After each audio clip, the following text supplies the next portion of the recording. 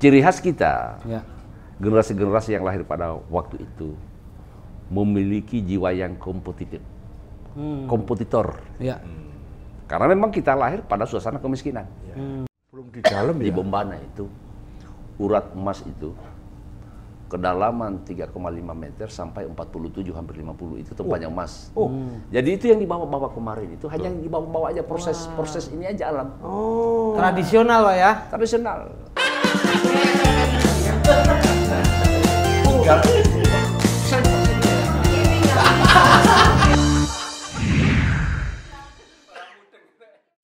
Selamat datang di Meja Makan. Masih bersama saya Bayu dan Chris Budiarjo. Chris Budiarjo. Kemarin ada yang habis main dari Sulawesi. Apa oleh-olehnya Sulawesi? Ya, kita harus gini.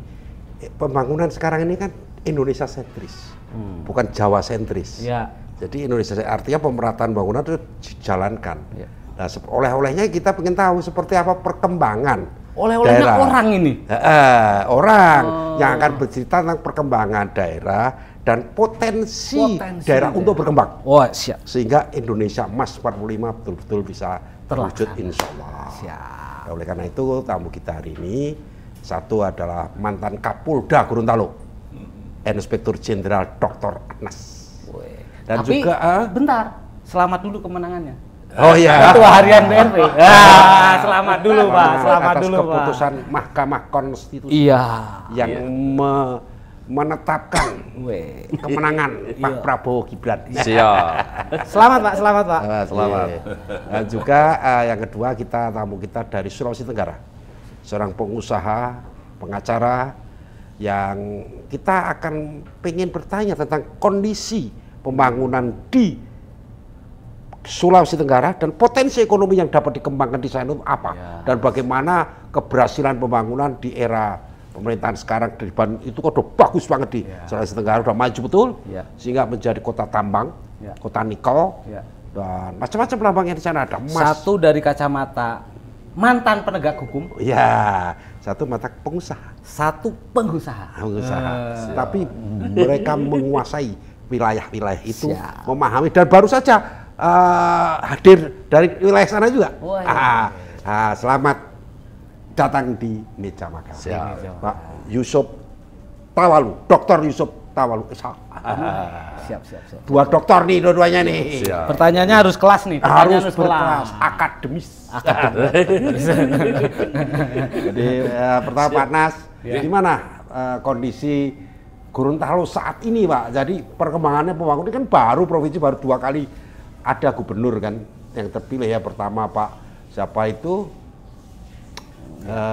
siapa yang Arab yang kemudian Pak Ilham Habibie sekarang ini udah purna juga dan ini akan menjelang ke pilkada lagi, artinya ada 2 kali gubernur di Gorontalo kalau nggak salah ya. Itu bagaimana perkembangan ini Pak? Baik, pertama kita sama-sama mensyukuri. Kita rasa syukur atas keputusan yang sudah diputuskan oleh MK dan menolak. Menolak otomatis dengan keadaan seperti ini, otomatis tidak ada lagi yang bisa menggagalkan dan harus sama-sama menerima. Sebenarnya ini adalah kemenangan bangsa Indonesia. Bukan kemenangan yang 02 Pak Prabowo Gibran menang, akan tetapi adalah kemenangan bangsa Indonesia. Tentu kita, kebetulan saya jadi ketua harian BRP yang sudah berjuang bersama-sama seluruh organ yang ada, dan pesan beliau juga sama, tetap kita akan merangkul, jangan melakukan celebration yang berlebihan. Jadi kita harus sikapi dengan ini ya, supaya memang kemarin kita boleh berseberangan, sekarang kita tetap bersaudara. Itu salah satu pepatah kalau orang Sulawesi Utara, torang semua basudara. Orang semua bersaudara. Mungkin anak, mantu, mertua, tetangga, teman, sama sekolah, sama apa kemarin berseberangan. Hari ini mari kita bangun kita bangun Indonesia untuk menuju Indonesia emas. Ya. Nah, tentu Indonesia ini terdiri dari berapa provinsi, berapa pulau, berapa suku bangsa, itulah kebinekaan. Ya. Satu kekuatan yang mendasar oleh Republik ini sampai hari ini masih berdiri kokoh dan tegak. Ya. Dan insya Allah Indonesia emas ini bukan isapan jempol saja. Nah, Indonesia tadi berkemajuan. betul. Indonesia berkemajuan. Kebetulan Pak Kris dan Mas Bayu tadi menyampaikan, kebetulan saya pernah menjadi pejabat aparat penegak hukum di salah satu provinsi. Ya. Ya. Jadi kalau melihat dari khususnya di Gorontalo ya, yang pertama Gorontalo adalah tempat provinsi yang teraman. Jarang nakal berarti Pak, jarang orang nakal. Nah, jarang. tentu itu adalah kerja, usaha, dan partisipasi masyarakat. Oh iya. Penegak hukum itu hanya ibaratnya memberikan sebuah dukungan, memberikan support kepada masyarakat, memberi himbauan, memberikan edukasi untuk bagaimana norma hukum itu bisa dirasakan oleh masyarakat, kemanfaatan hukum, kemudian bagaimana hukum itu betul-betul menjadi pilar utama di dalam penegakan hukum. Nah, kalau melihat potensi, satu, orang akan lebih cenderung berinvestasi dimanapun dalam bentuk apapun. Pertama dia mengatakan safety enggak. Wah, aman. Aman enggak? Wah. Ini kata Banyak kunci. gangguan nggak masyarakat, gangguan keamanan. Ya, jadi kalau khusus di Provinsi Gorontalo ya, saya tidak juga terlalu lama di sana, tetapi saya menggali semua bagaimana kondisi Gorontalo. Pertama, aman. Ya. Yang kedua, Gorontalo itu sebagai lumbungnya jagung. Oh, jagung. Jadi kalau Mas Bayu mau makan jagung di sana, semuanya jagung. Nah, terkenal dengan masakan khas, yaitu namanya ikan dipakai kasih siram jagung. Wah, itu bagus sekali. top. Wah, bagus. Itu sumber yang bisa digali. Yang kedua, potensi alam lain banyak. Baik emas dan lain sebagainya, banyak potensi alam dan lain sebagainya. Nah, ini harapannya ya Indonesia emas itu bukan hanya Indonesia ada di satu tempat saja. Iya. Jadi ada dirasakan oleh seluruh masyarakat Indonesia. Indonesia sentris. Betul sekali. Pemerataan. Betul sekali. Nah, ternyata Bapak Presiden kemarin meresmikan sebuah bandara di situ. Oh. Jadi Nah, ini bandara itu yang udah bagus Waktu- itu perbedaan Iya, besar ini ya. salah satu moda transportasi untuk membangunkan daerah. Itulah kebijakan Bapak Presiden kita ini luar biasa. Ini luar biasa. Luar biasa bagaimana produksi ini kemudian bisa diekspor dan ini bisa dirasakan juga hasilnya oleh masyarakat setempat.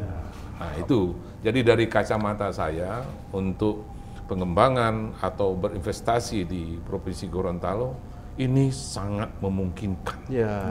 Potensi alam, kemudian daerahnya aman. Dan lebih dekat dengan ibu kota negara. Betul sekali.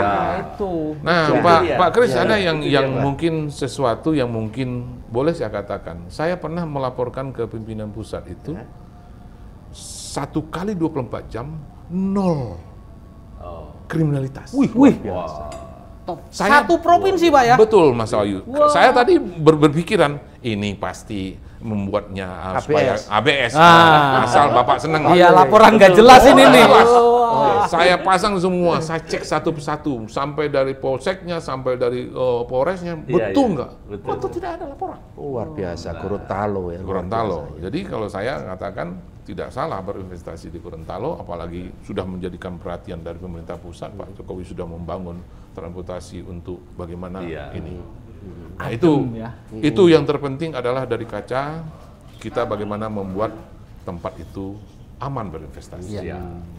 Begitu Mas Wahyu sama Pak Kris, jangan ragu-ragu untuk berinvestasi di Gorontalo. Dan berwisata. Betul. Nah, Gorontalo kan banyak wisatanya Betul, juga. Pak. Di sana Ada ada Pulau Cinta.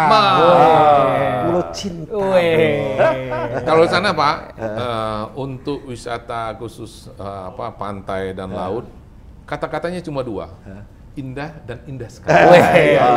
Indah Juga dan apa untuk selam itu kan? Betul sekali, Pak. Jadi kalau kita untuk apa namanya khusus untuk Diving. menyelam, diving, itu tempat yang luar biasa. Minat khusus wisata minat Bagus, khusus. luar biasa. Memang ya saya rasakan untuk Indonesia memang tidak salah dikatakan destinasi kita banyak sekali. Banyak sekali. Gitu Mas Wahyu. Siap, cocok Pak. Nah ini kalau dari pengusaha. Kalau konsesi Sulawesi Tenggara, ini dari kan asli sana ya. Oh siap. Jadi perkembangan dari hari ke hari, tahun ke tahun, 10 tahun terakhir ini kan luar biasa. Iya. Terutama tambang-tambang Iya. di berbagai dan juga industri smelter ya, Oh, siap. sudah tumbuh berkembang, Iya, terutama nikel. Iya. Itu bagaimana kondisi ekonomi di sana sekarang dan kondisi masyarakat Oke, di baik. di Sulawesi Tenggara? Terima kasih Pak, terima kasih. Sebelum itu mungkin saya perjelas memperkenalkan diri dulu. Ya, jadi saya kalau disapa dipanggil Pak Yusuf aja. Ya udah. Tapi nama lengkapnya Dr. Yusuf Pawulo. Dr. Pawulo. Tango Alpha Whiskey Union Tawulo. London. Oscar. Tawulo. Kalau di Tawulo itu farm atau enggak? Marga. Ya, farm. Kalau di daratan itu ditaulah. Dalam artian dikenal. Izin Pak Jenar dikenal. Leluhur kita. Jadi Sulawesi Tenggara ini kita kembali dari belakang dulu ya. Mekar dari Provinsi Sulawesi Selatan pada tanggal 27 April 1964. 64. Dulu masih bergabung Sulawesi Selatan. Nah, kemudian disepakati ibu kotanya di Kendari. Ya itulah yang sekarang Kendari. Ya. Dulu modalnya itu pemekaran 4 kabupaten. Kabupaten Muna, Kabupaten Buton, Kabupaten Kolaka, Kabupaten Kendari. Sekarang logo pemerintah Provinsi Sulawesi Tenggara itu masih itu yang dipakai. Warna kuning itu melambangkan kayu jati Pulau Muna. Warna hitam melambangkan aspal di Pulau Buton. Warna coklat melambangkan kesuburan tanah Kabupaten Kendari. Warna kuning, merah itu nikel, Kabupaten Kolaka. Padahal dulu nikel itu yang terkenal baru Pomala, Kolaka. Bukan seperti sekarang sudah booming di mana-mana. Jadi seperti itu. Dari para tokoh-tokoh kita yang pernah jadi gubernur, ya tentunya membangun sebuah daerah tidak semudah seperti membalikan telapak tangan. Ya kah? Saya ini adalah generasi X yang lahir dari tahun 65 sampai 80 di dalamnya ya kan? Habis itu kan baru turun generasi milenial, generasi Y, generasi macam-macam banyak dan macam-macam lah. Ciri khas kita, generasi-generasi yang lahir pada waktu itu memiliki jiwa yang kompetitif, kompetitor. Karena memang kita lahir pada suasana kemiskinan. Orang Ya kan? susah. Orang susah lah. Yang ingin hidup Jadi layak. kita berpacu. Itu pertama. Sulawesi Tenggara itu diawali dari 4 kabupaten. Sekarang sudah menjadi 17 kabupaten kota, Pak Jenderal. 17 kabupaten kota. Fenomena emas, fenomena nikel itu muncul di zaman Pak Gubernur Haji Nur Alam. Baru saja, 10 tahun, 15 tahun yang lalu lah. Kalau dulu ada nikel itu tapi hanya di Pomala. Yang dikelola Antam mulai dari Jepang. Kontrak karya kemudian pindah ke Antam ya kan. Nah, sekarang pembangunan di Sulawesi Tenggara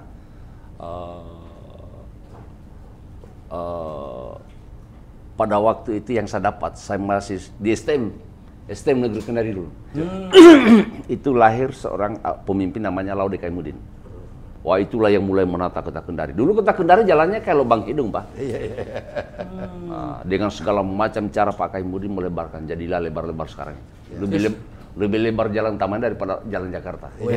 Kalau kan? saya di Kendari itu cuma ini Pak, ingatnya Pak, kepiting Pak. Iya. Yang jual-jual kepiting di jalan itu Pak ya. Oke, kemudian sesudah itu kemudian masuk Alimasi. Di periode pertama masih pemilihan melalui DPR. Ya. Ya. Karena Ali masih juga orang Sulawesi Tenggara tapi yang banyak berdiam di Jakarta, tentunya pemikiran-pemikiran nasional dia banyak mengadopsi juga, ya kan. Akhirnya mulailah bandaranya diperluas, diperlebar. Kalau dulu kita hanya minjam Pak Jenderal izin lapangan Angkatan Udara. Runway-nya dipakai. Mulai berubah. Kemudian terakhir Nur Alam, dia membuat satu ikonnya itu penyeberangan itu Teluk Kendari, namanya Jembatan Batara Mas. Kemudian dibangun lagi satu ikon yang paling spektakuler yaitu Masjid Terapung. Masjid Terapung. Sekarang ini muncul fenomena yang semakin ramai tentang nikel. Karena memang di Sulawesi Tenggara itu sama termasuk Sulawesi Tengah, itu kalau kita jalan itu harus kakinya merah karena tanahnya merah. Ya kan, berarti ternyata belakang kita ketahui di bawahnya nikel. Berbicara kemajuan Sulawesi Tenggara, ya kan tentunya setiap tahun, setiap periode kan kita ingin perkembangan. Ya, harus dong, Pak. Sekarang kita bermimpi secara nasional. Ya kan? Bahwa Indonesia ini 2045. Ya kan? Wacana nasional ini ya. Indonesia maju. Indonesia emas. Nah, sekarang kriterianya apa menuju ke sana? Itu yang perlu kita pikirkan. Bukan hanya Jakarta maju seperti begini. Bukan hanya Makassar. Bukan hanya Manado. Bukan hanya Pak, seluruh Indonesia. Kendari harus seperti apa nih, kan gitu kan? Indonesia sentris. Jadi kebetulan saya doktor ekonomi. Jadi yang saya tahu, paham. Untuk masuk berinvestasi di suatu daerah, itu harus memiliki 144 variabel. Di antaranya infrastruktur bagus, baru orang lirik. Kedua, tenaga kerja seperti apa, ya kan? Dan seterusnya, banyak variabelnya itu. Nah, kita untuk menuju ke Indonesia emas, bermimpi seperti mau jadi negara maju, tentunya saya berterima kasih menurut saya pribadi, mohon maaf, dari kepemimpinan Bapak Jokowi. Tentunya Jokowi juga bukan dia segalanya, tapi berawal dari presiden-presiden terdahulu. Masuk seorang pemimpin nasional yang berani mengeksekusi, eksekutor pembangunan. Saya mohon maaf, saya tidak munafik, jujur, saya sangat cinta itu Jokowi. Pertama Pak, dulu isunya orang, apa ini Jawa, pembangunan hanya di Jawa, Jawa sentris. Dia jawab Pak, dia pindahin ibu kota di Kalimantan. Pembangunan infrastruktur tidak memilih siapa. Kita di Sulawesi, Pak Jenderal izin, kereta api udah dari Makassar ke Parepare. Oh sudah ada? Iya, itu akan lingkar nanti. Sampai ke Kendari nanti. Nah, sekarang pertanyaan siapa yang eksekusi? Ya kan? Di masanya Pak Jokowi. Jawa ini saya sudah ke sana kemari, kiri kanan, river segala macam, apa? Tol di mana yang tidak ada tol? Ya kan? Tersesat kita di tol. Nah, jadi kalau menurut saya sekarang nyambung, baru kita melaksanakan pesta demokrasi. Bapak Haji Prabowo dengan Mas Gibran terpilih. Menurut saya itu pasangan yang sangat ideal.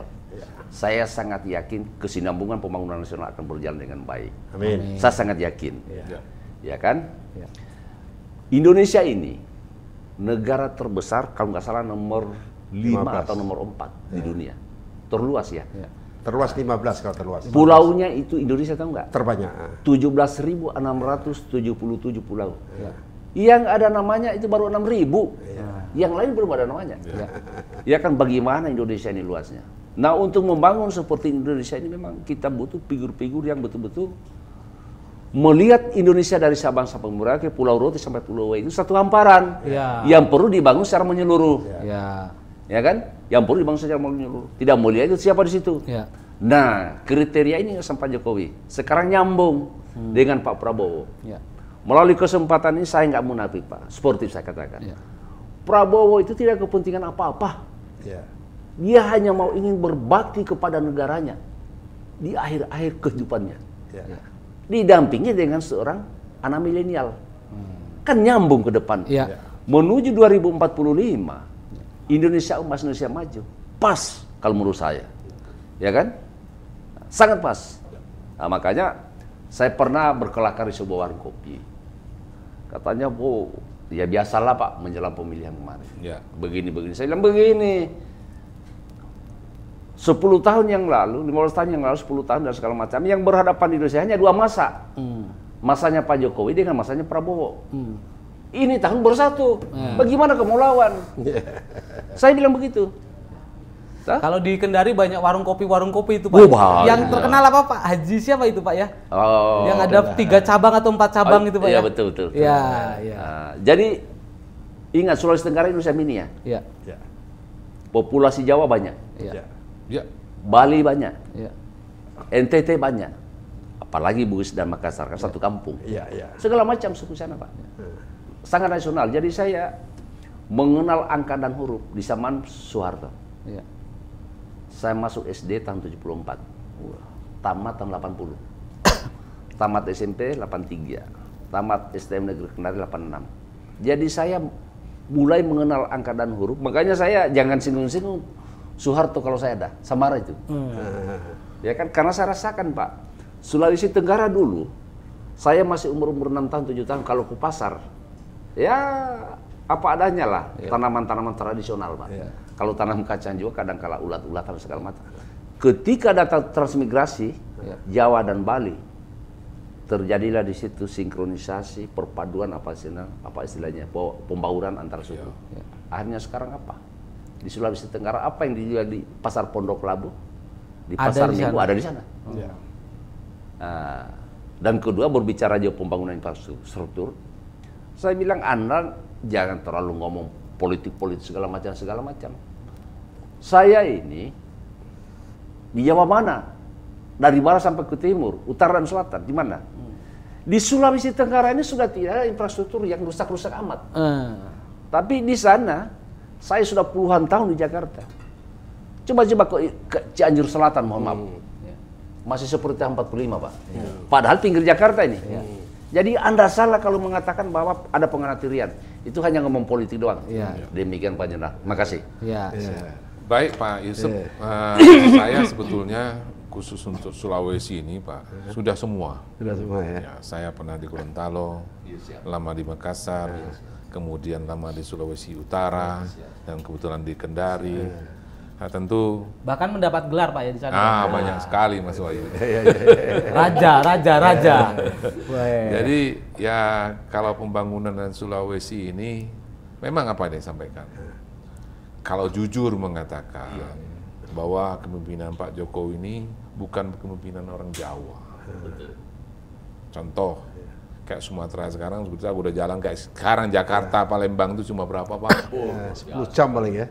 Yang dulu berhari-hari malam. Ya.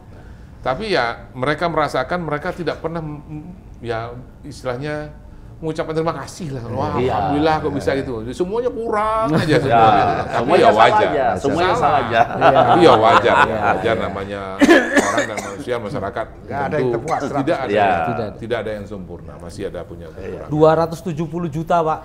Iya, bukan. Pasti ada aja yang. Pasti. Anak saja Pak pro kontra. Apalagi rakyat. Berarti kalau di Sulawesi keamanannya oke. Ya, Potensi alamnya juga oke. luar biasa. Bawah tanahnya, tambangnya luar biasa. Di Bobana Pak ya. Iya. Salah satu penghasil emas. Mas ya Bombana. Di Bombana ini ya kebetulan kita sebut Bombana apa namanya? Nggak apa-apa saya singgung-singgung sedikit. Di Bombana itu kemarin fenomena emas Pak Jenderal izin. Itu hanya orang pungut di got-got dengan sungai-sungai. Hanya yang di atas. Tapi sesungguhnya Belum di dalam di ya. Bombana itu urat emas itu kedalaman 3,5 meter sampai 47 hampir 50 itu tempatnya emas. Jadi itu yang dibawa-bawa kemarin itu hanya yang dibawa-bawa aja proses ini aja alam. Tradisional Pak ya. Tradisional. Itu ngambil di sungai, di got. Ya, Di itulah, got-got Pak. kalau menurut saya itulah Indonesia. Luar biasa. Karena kita ini kaya raya. Ya, apa saja. Luar biasa. Orang katakan kok contoh kayak sekarang negara-negara yang hanya mengandalkan dengan minyak dan gas. Kayak Brunei lah, Arab lah, dia cuma punya itu. Sementara kita semua hanya punya. Semua Pak. Jadi Apa saja ada. Bapak sebut aja apa? Nikel Apa ada, saja ada? emas ada, tembaga ada, timah ada, semuanya ada. Sampai Coklat ahlinya di sana Pak ya. Nah, jadi gini Pak, saya sambung Pak Jenderal izin. Kalau Indonesia ini sumber daya manusianya kita ini sudah mampu, misalkan mulai generasi sekarang kita sudah mampu, tapi tentunya punya proses. Bisa kita menciptakan pesawat, termasuk rudal, tidak perlu kita beli bahan baku dari luar. Semua ada Pak. Semua ada di Indonesia. Mau tembaga, mau emas, mau nikel, mau besi, apa yang tidak ada di Indonesia? Uranium pun ada. Semua ada. Tapi dengan kehebatannya Sulawesi, ya kan, kita juga harus berpikir itu sebuah pisau yang harus diatur dengan baik. Regulasi pemerintah daerah juga harus menciptakan regulasi-regulasi. Tadi Bapak bilang seperti di Hong Kong. Nah, jadi regulasinya sudah pas belum? Ya kan? Barangkali. Terus apa namanya? Di sana tanahnya subur. Regulasinya bagaimana? Jangan sampai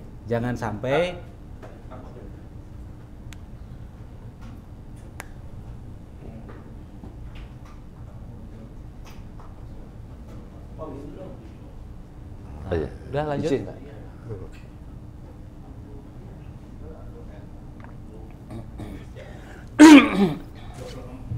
Ya. Ya. Dari jangan sampai. Ya. 3, 2, 1. Jangan sampai Pak ya. Iya. Kekayaan itu tidak dinikmati oleh masyarakat, dirasakan oleh masyarakat asli sana gitu loh. Saya pikir butuh kepemimpinan yang kuat di sana untuk menjaga alamnya, menjaga kekayaannya. Nah, kalau menurut Bapak sekarang, apakah pemerintah yang kemarin dari bupati, gubernur itu sudah cukup sudah cukup amanah? Oke, makasih Pak. Ya. Jadi sebenarnya Pak, kalau pemerintah Indonesia itu sejak Republik ini berdiri bagus. Baik undang-undangnya, segala macam regulasinya bagus. Hanya kadang-kala oknum. Oknum juga masih ada yang keliru. Maksud saya biasa memberikan, kan saya biasa bawa kuliah umum Pak kalau pulang di beberapa perguruan tinggi. Saya mengatakan begini,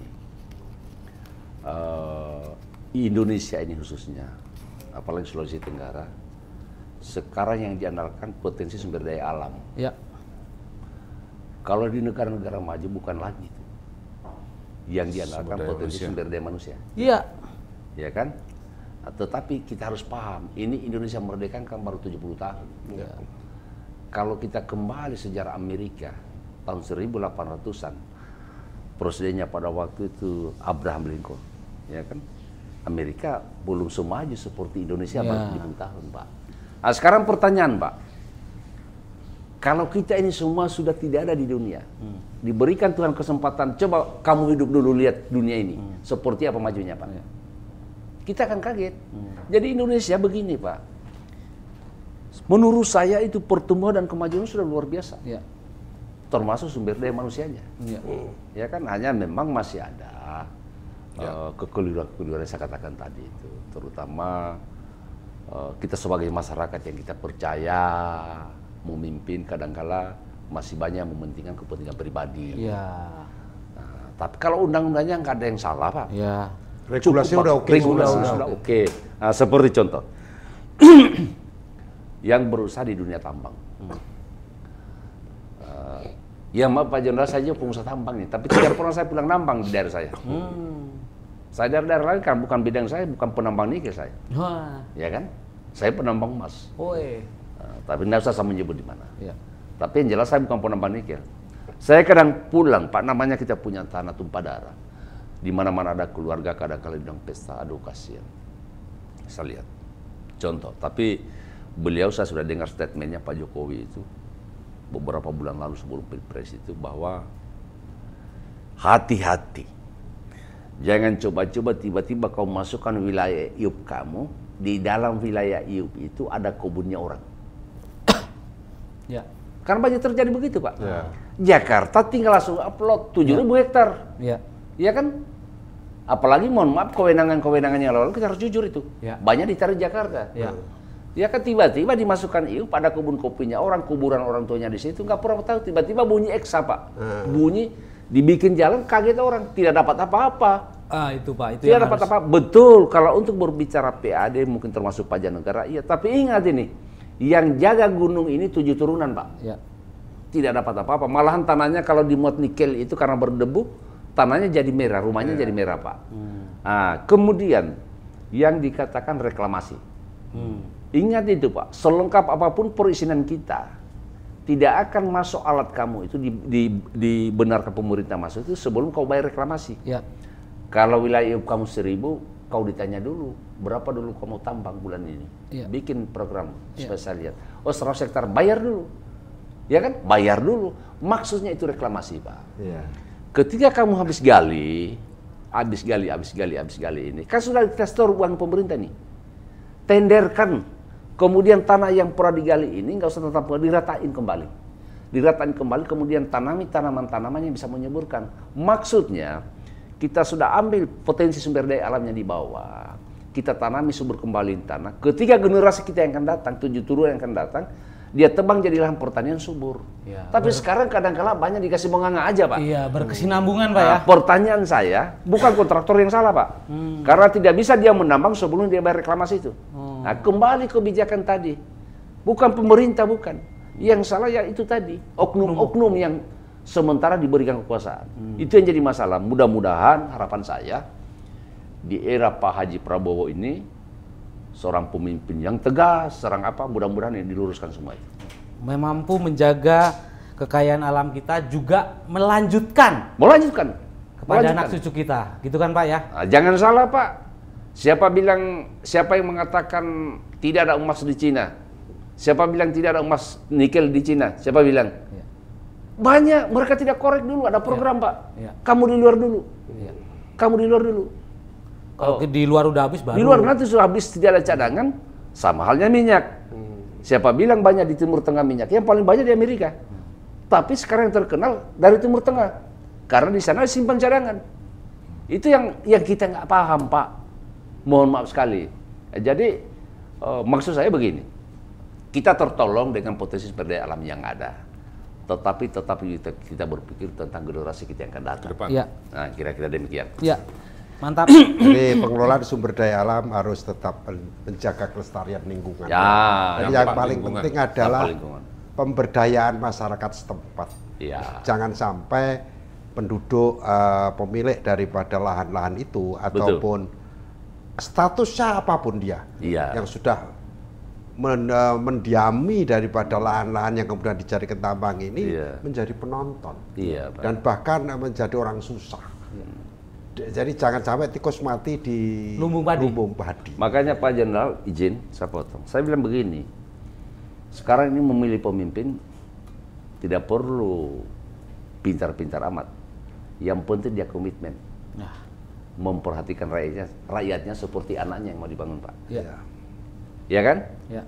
Tidak perlu terlalu pintar. Yang pintar itu pembantu-pembantu. Macam kalau gubernur atau bupati, SKPD ini. Kepala-kepala dinas itu perlu. Nah, kemudian ada istilahnya, izin Pak Jenderal, minjam bahasa Inggris yang nggak sempurna. Dry man and dry wood and dry place. Itu yang banyak terjadi, Pak, sekarang. Pak, dari guru, Pak, karena golongan sudah 4, saya panggil jadi kepala dinas ini, Pak, bagaimana mau nyambung? Kemudian sarjana ekonomi, karena mertua anak mantu saya atau saudara saya untuk menjaga anggaran ini, saya panggil nggak nyambung, Pak. Gimana kamu bisa bangkitkan pertanian kalau sarjana ekonomi? Itu yang terjadi. Makanya itu tadi, artinya boleh kita berpolitik di dalam mencapai untuk menduduk di sana. Ketika kita duduk, kita perdayakan orang-orang profesional sesuai bidangnya, Pak. Demikian. Ya, sekarang sudah mau musim pilkada. Banyak sekali putra-putra daerah yang mengerti dan mencintai wilayahnya. Mungkin kita mulai melihat supaya ada pemimpin-pemimpin baru, pemimpin-pemimpin yang mampu memajukan wilayah-wilayah di Indonesia semua merata. Siap. Sehingga 2045 apa? Indonesia Emas. Jadi Indonesia 2024 ada pemilu serentak, pilkada serentak, ada pergantian gubernur, ada pergantian wali kota, bupati, tak tepatnya November 27 nanti, sehingga siapapun yang akan maju bisa mengajukan diri sebagai gubernur, Siap. bisa mengajukan diri sebagai wali kota. Ya. Nah, siapa tahu ada di antara kita Pak Yusuf bisa nyalon jadi gubernur Sultra. Siap. Mungkin Pak Jenderal mau jadi gubernur Oh, siap. Gorontalo atau mana, walau Iya. bisa. Tidak ada yang tahu. Tidak ada yang tahu. Dan di Indonesia di era demokrasi sekarang ini, di era reformasi ini, siapapun dimungkinkan untuk mengajukan diri Iya. melalui partai nggak bisa, ya independen pun bisa. Iya. Jadi ada, kalau untuk pilkada berbeda dengan pilpres. Iya, iya. Pilpres itu harus dari partai politik. Iya. Tetapi untuk gubernur, untuk wali kota, untuk bupati, kalau partai-partai politik tidak bisa menampung kita dan kita punya potensi untuk itu, bisa independen. Nah, Yang penting cinta sama daerahnya. daerahnya dan mempunyai potensi untuk menjadi pemimpin. Iya. Tanggal 5 Mei kita sudah mulai pendaftaran pilkada untuk independen. Oh iya. Oleh karena itu kepada siapapun yang akan maju menjadi gubernur, akan maju menjadi bupati, akan maju jadi wali kota, silahkan bersiap diri Ya. untuk datang ke KPUD, Fight. ambil formulir, Ya. Siap. minta dukungan Nah. daripada warganya untuk maju sebagai gubernur, Iya. maju jadi bupati, Iya. maju dari wali kota, Yang penting setelah mendapatkan harus mencintai dan amanah. dan mengerti potensi daerah, Iya. mengerti potensi nasional, Siap. sehingga pembangunan daerah harus nyambung dengan pembangunan nasional, sehingga kita benar-benar bisa mewujudkan Indonesia Emas tahun 45. Luar. Meja makan selanjutnya bersama tokoh-tokoh Lain, daerah dari lain. Terima kasih. Sulawesi. Terima kasih. Terima kasih.